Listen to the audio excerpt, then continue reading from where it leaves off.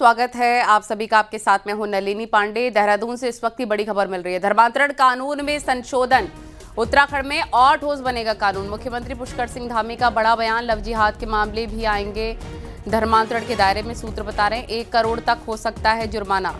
ये बड़ी और अहम जानकारी इस वक्त हम आपको बता रहे हैं। देहरादून से धर्मांतरण कानून में संशोधन, तो उत्तराखंड में और ठोस बनेगा कानून। ये बड़ी खबर आपको बता रहे हैं, 1 करोड़ तक हो सकता है जुर्माना। सूत्रों के हवाले से बड़ी खबर देहरादून से हम आपको बता रहे हैं।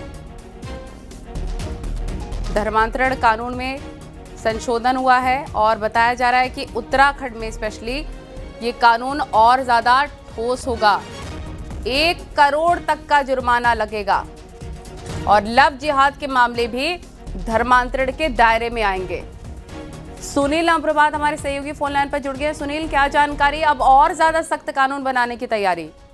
देखिए, पिछले हफ्ते ही मुख्यमंत्री पुष्कर सिंह धामी ने कहा था कि जो धर्मांतरण कानून है जिसको उन्होंने 2023 में संशोधन करके ठोस रूप दिया था, उसमें एक बार फिर से संशोधन किया जाएगा। आज दोबारा से मुख्यमंत्री ने ये बात कही है कि उत्तराखंड में धर्मांतरण कानून इतना ठोस बनाया जाएगा कि यहाँ पर कोई धर्मांतरण की बात सोच भी नहीं सकता है। यानी कि सरकार पूरा इरादा बना चुकी है। खासकर छांगुर केस के बाद जिस तरह से उत्तराखंड कनेक्शन पाया गया और ये मिला कि उत्तराखंड में भी बड़े पैमाने पर इस तरह का नेटवर्क काम कर रहा है, तो उसके बाद सरकार बेहद गंभीर है। ये माना जा रहा है कि अगस्त माह में जो मॉनसून सेशन शुरू होने वाला है विधानसभा का, उसमें ये संशोधन प्रस्ताव लाया जा सकता है। और जो हमारी जानकारी है, जो हमारे सूत्र बताते हैं कि सरकार ने इसके लिए विभिन्न प्रदेशों का जो धर्मांतरण कानून है उसकी बाकायदा बारीकी से स्टडी की है और सरकार हरियाणा और राजस्थान या फिर यूपी के तर्ज पर यहाँ पर एक ठोस कानून ला सकती है, जिसके तहत जो अभी तक जुर्माना 10 लाख था उत्तराखंड में धर्मांतरण के मामले में, उसको बढ़ाकर 1 करोड़ तक किया जा सकता है। दूसरी जो बड़ी बात है कि धर्मांतरण करने वाला और जिसका धर्मांतरण किया जा रहा है, दोनों को कानून के दायरे में लाने की तैयारी है, जो हमारे सूत्र बताते हैं। जी बिल्कुल, यानी कि आप कोई उत्तराखंड में सोच भी नहीं सकता इस तरह के कृत्य को लेकर, उस पर सख्ती के साथ कार्रवाई होगी और 1 करोड़ का जुर्माना भी बहुत बड़ा जुर्माना है।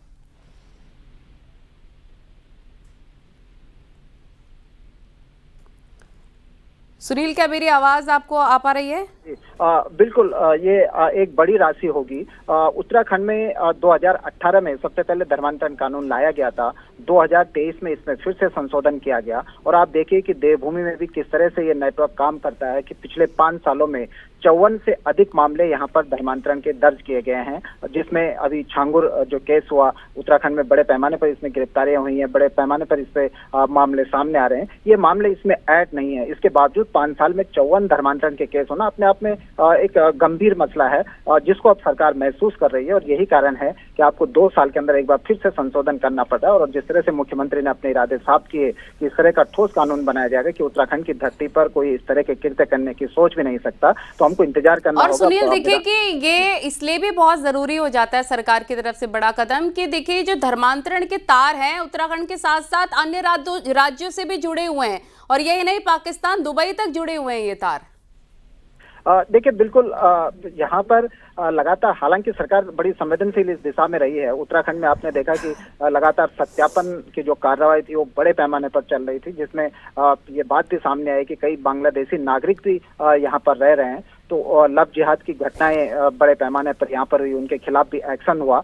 तो यही सब मसले हैं जिसको लेकर सरकार एक बार फिर से गंभीर हुई है, पुनर्विचार करने पर मजबूर हुई है। जो हमारी जानकारी है कि लव जिहाद जैसे जो मामले जो लगातार जिनकी संख्या उत्तराखंड में बढ़ती जा रही है, लव जिहाद को भी धर्मांतरण कानून के दायरे में लाया जा सकता है। बिल्कुल। और जी, विस्तार से जानकारी देने के लिए आपका बहुत शुक्रिया। और चलिए खबरों में आगे बढ़ते हैं, जहां गाजियाबाद में फर्जी दूतावास चलाने वाले हर्षवर्धन जैन के मामले में जांच तेज हो गई है और पुलिस और एसटीएफ की टीम आरोपी हर्षवर्धन को उसके घर कबीरनगर लेकर पहुंची है और मामले की छानबीन तेज कर दी गई है और कुछ बड़ी बरामदगी की संभावना जताई जा रही है। बता दें, हर्षवर्धन जैन को पुलिस ने 29 जुलाई से 2 अगस्त से रिमांड पर लिया है।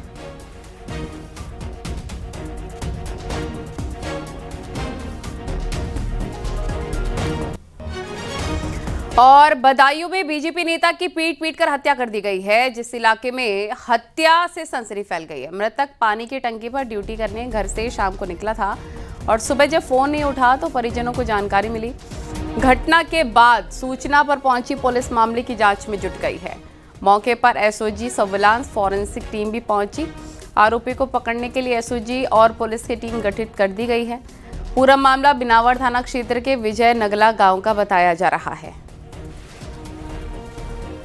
आज सुबह थाना बिनावर के विजय नगला गांव के पानी की टंकी के पास एक शव पड़े होने की सूचना स्थानीय पुलिस को प्राप्त हुई थी, जिसकी पहचान सुरेश चंद्र गुप्ता पुत्र विष्णुलाल गुप्ता निवासी विजय नगला उम्र 62 वर्ष के रूप में हुई।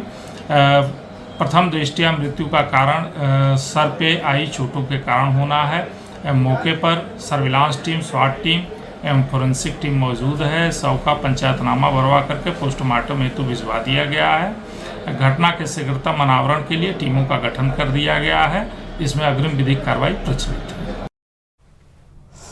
और रामपुर में 1 दर्जन से अधिक अवैध मकानों और दुकानों पर बुलडोजर कार्रवाई हुई है। आरोपी के श्रम विभाग की जमीन पर अवैध निर्माण कराया गया था, जिसके बाद 15 दिन पहले ही बुलडोजर एक्शन की जानकारी दे दी गई थी। इसके साथ ही दुकानदारों और मकान मालिकों को नोटिस भी दिया गया था। बुलडोजर एक्शन के दौरान पुलिस बल के साथ श्रम विभाग, राजस्व की टीम, नगर पालिका की टीम मौजूद रही। पूरा मामला थाना सिविल लाइन के ज्वाला नगर क्षेत्र का बताया जा रहा है।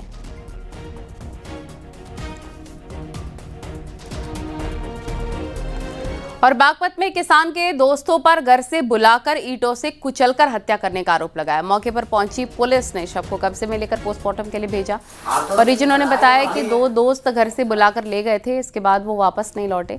परिजनों ने दोस्तों पर हत्या करने का शक जताया। मामला बड़ौद कोतवाली क्षेत्र के लोहोंडा गांव का बताया जा रहा है। फिलहाल पुलिस ने परिजनों की तहरीर पर मामला दर्ज कर जाँच पड़ताल शुरू कर दी है। रविंदर उर्फ कल्लू है जो लोहंडा का, उसकी 45 साल है और उसकी शादी नहीं हुई थी। लड़की बिहार से लाया था, बाद में छोड़ के इसको चली गई थी। उसकी डंडे से मार के हत्या हो गई है। तत्काल हमारी पुलिस गई, उसके बॉडी को लाके पोस्टमार्टम कराया गया।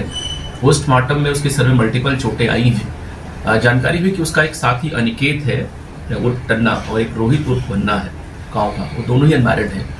ये सब लोग शाम को बैठ के शराब पिए और शराब पीने के बाद लोगों की कुछ बातचीत हो गई और नशे में लोग डंडे से उसके सर पे मारने से बेहोश हो गया था। बंदूक छोड़ के चले आए थे उसको। और बरेली में पुलिस ने लुटेरी दुल्हन गैंग के 4 बदमाशों को गिरफ्तार किया। इस गिरोह की मास्टरमाइंड कोलकाता की रहने वाली चंदा उर्फ कविता है।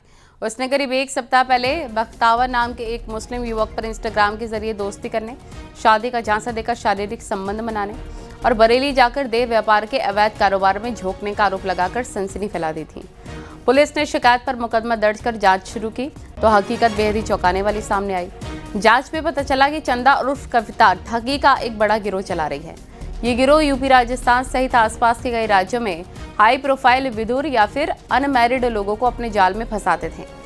चंदा उसके साथ शादी करती थी और बाद में रेप का आरोप भी लगाती थी। इसके बाद उसे गैंग के लोग पुलिस का डर दिखाकर रुपए ऐंठा करते थे। के क्रम में यह तथ्य प्रकाश में आया कि आवेदिका स्वयं तथा उसका साथी व कुछ अन्य साथी हैं जिनका एक संगठित गिरोह है और ये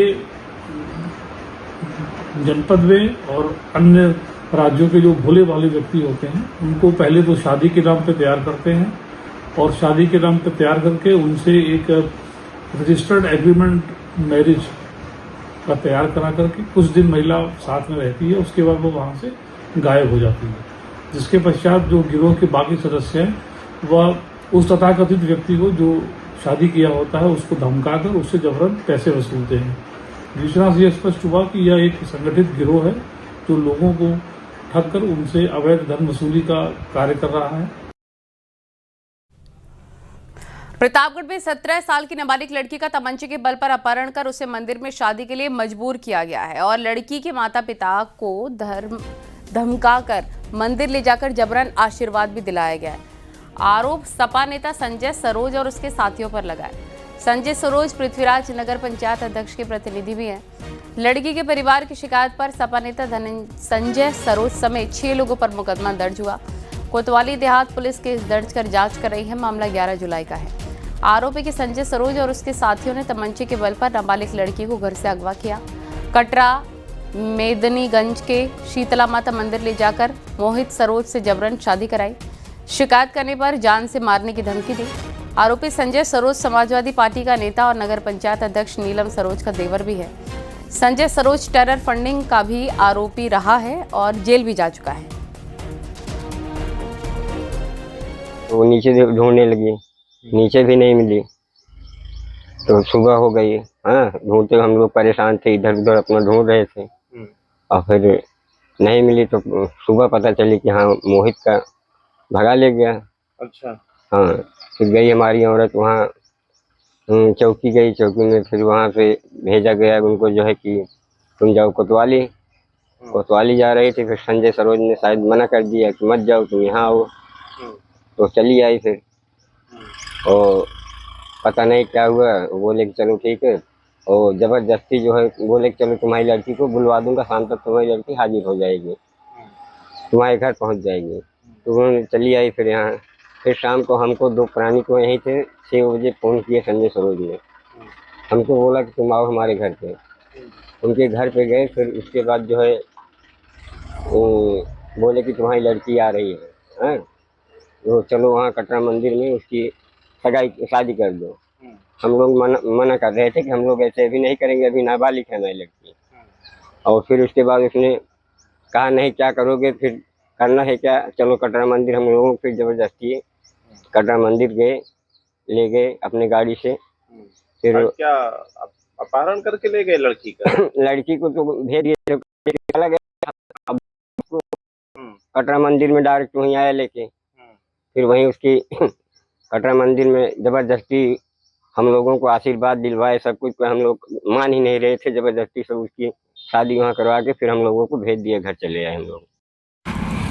दिनांक 27/7/2025 को वादमी द्वारा थाना पटोले के हाथ पर लिखित सूचना दी गई थी उसके नाबालिग पुत्री को शादी के उद्देश्य से संजय सरोज, मोहित सरोज तथा मोहित सरोज के पिता तथा 3 अज्ञात व्यक्तियों के द्वारा अपहरण कर लिया गया है। उक्त सूचना पर थाना कोतवाली देहात की पुलिस द्वारा तत्काल अभियोग पंजीकृत किया गया।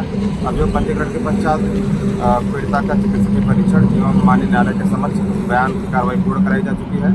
पीड़िता माननीय बाल कल्याण समिति के आदेश के क्रम में वन स्टाफ सेंटर में है। पीड़िता के बयान अवलोकन के पश्चात कार्रवाई मामले में की जाएगी। मामले में कानूनी व्यवस्था कायम है।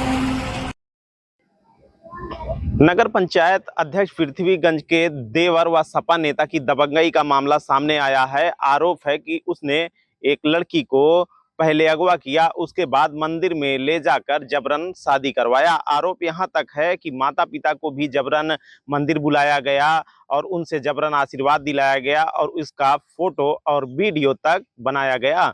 इस समय हमारी मौजूदगी पीड़ित के घर के पास है, हम आपको तस्वीरें दिखाना चाहेंगे। आरोप है कि यहीं से जो है जो उनके गुर्गे थे वो आए थे और माँ बाप को जो है वो मंदिर ले गए और जबरन जो है आशीर्वाद दिलाया।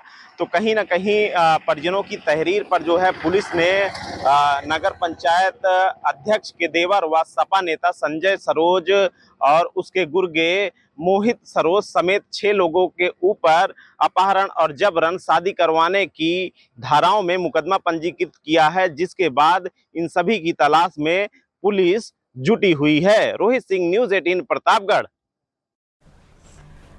और आगरा धर्मांतरण सिंडिकेट में पुलिस की टीम गहराई से छानबीन कर रही है। 10 आरोपियों के रिमांड के दौरान कई अहम कड़ियां जोड़ने की कोशिश भी जांच की टीम कर रही है। वहीं दूसरी ओर पुलिस कस्टडी रिमांड होने के बाद 10 आरोपियों को कोर्ट में पेश किया गया है। इसके बाद अदालत ने 6 आरोपियों को जेल भेज दिया, जबकि 4 आरोपियों की रिमांड 5 दिन के लिए बढ़ा दी। अब धर्मांतरण सिंडिकेट से जुड़े कई राज पूछताछ में सामने आ सकते हैं। देखिए।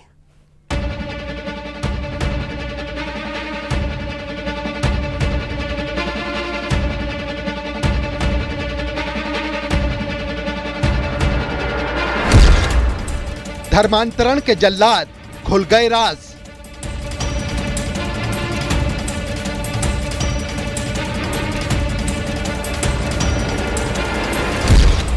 रिमांड के बाद 6 आरोपी भेजे गए जेल।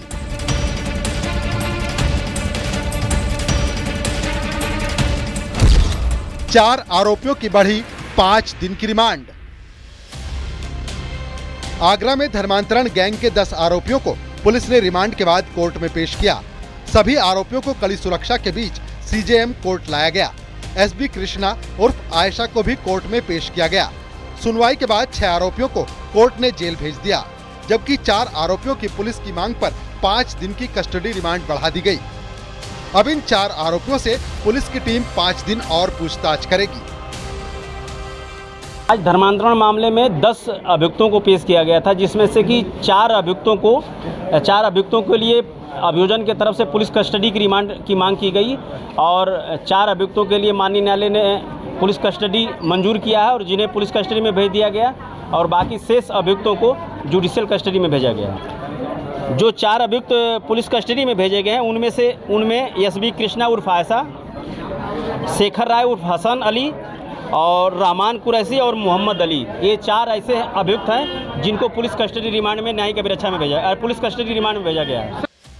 उधर हरियाणा के झज्जर की रहने वाली लड़की को पुलिस ने पूछताछ के लिए बुलाया था।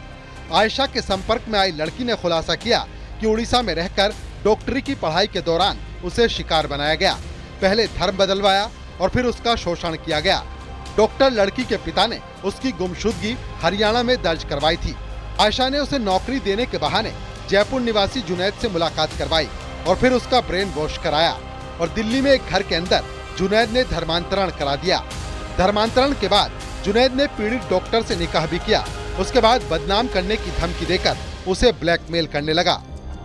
पुलिस कस्टडी पे जब अभियोजन की तरफ से बहस हुई तो इनके द्वारा स्वयं भी स्वीकार किया गया कि अभी कुछ लोगों के नाम प्रकाश में आने शेष हैं, इसलिए और अभियोजन की तरफ से जो दलीलें पेश की गई उन पे न्यायालय ने मतलब विचार करते हुए और पर्याप्त मानते हुए पुलिस कस्टडी रिमांड मंजूर की गई है। मामले फंडिंग के खुले भी हैं, कुछ कनेक्शन पाकिस्तान से भी जुड़े हैं, लेकिन और भी कुछ मामले ऐसे हैं जो प्रकाश में आने शेष हैं।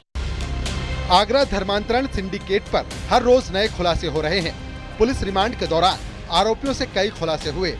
पूछताछ के आधार पर पुलिस को 4 आरोपियों की 5 दिन की कस्टडी रिमांड और मिल गई है। देखना यह है कि धर्मांतरण के जल्लाद गैंग की जड़ें कितनी गहरी हैं। कामिर कुरैशी, न्यूज़ 18, आगरा।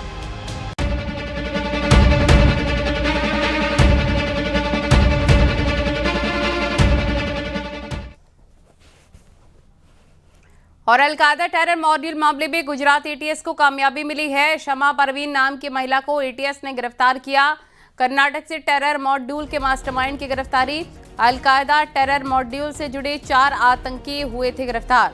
गुजरात एटीएस ने 2 गुजरात, 1 नोएडा और 1 दिल्ली से इन्हें पकड़ा था।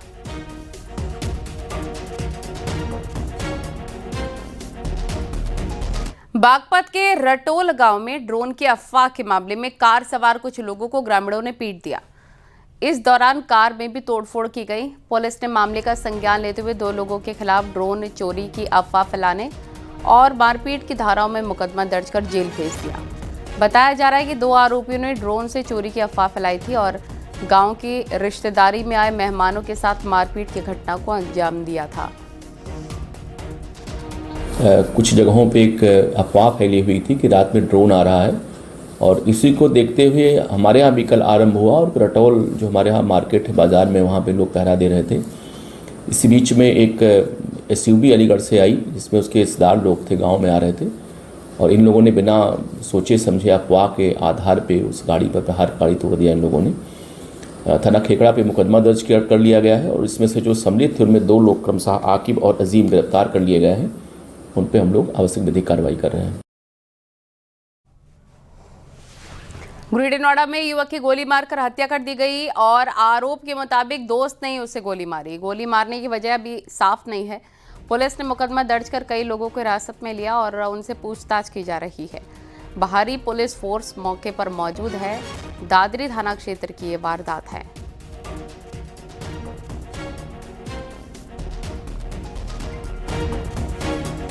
और नोएडा से बड़ी खबर, निजी स्कूल के निर्माण में हादसा हो गया। रेलिंग गिरने से एक की मौत हो गई, एक घायल। पुलिस ने शव को पोस्टमार्टम के लिए भेजा है। थाना सेक्टर 142 इलाके के सेक्टर 137 की घटना है। मजदूर महिला की मौत हो गई है, उसकी बहू घायल है। एसकेएस पब्लिक स्कूल के अंदर क्लासरूम का निर्माण किया जा रहा था, तभी यह हादसा हुआ।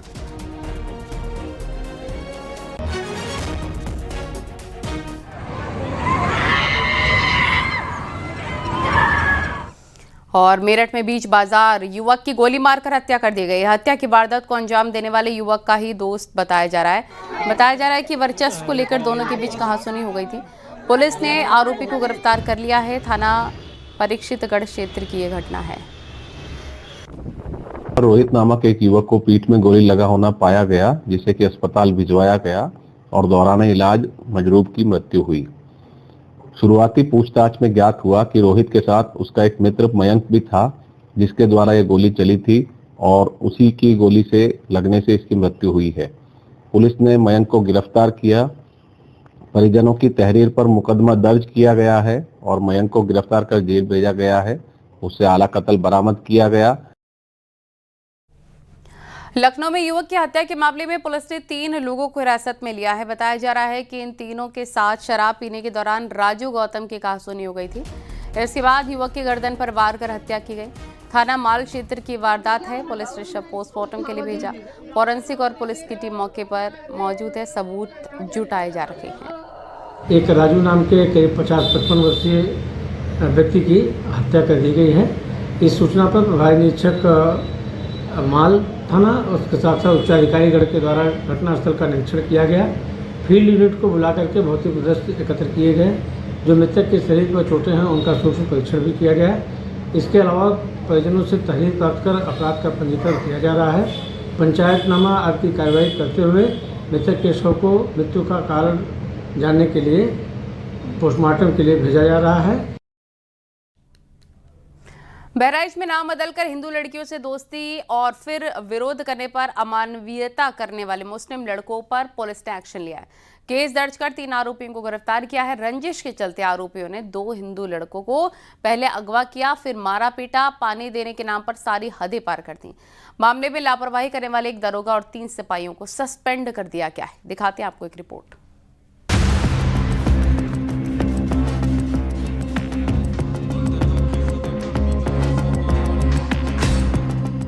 बहराइच के रामगांव थाना क्षेत्र के मिर्जापुर गांव में बर्थडे पार्टी मना रहे 2 लड़कों पर ऐसी आफत आई, उसे सुनकर ही आपकी रूह कांप जाएगी।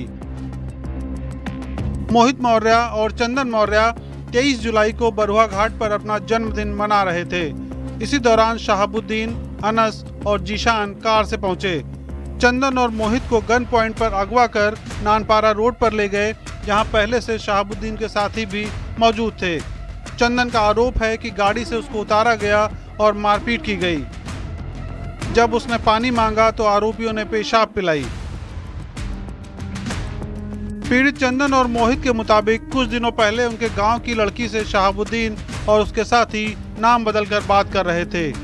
मुस्लिम लड़के सोशल मीडिया में हिंदू नाम से अकाउंट बनाकर हिंदू लड़कियों को फंसाने की साजिश रच रहे थे।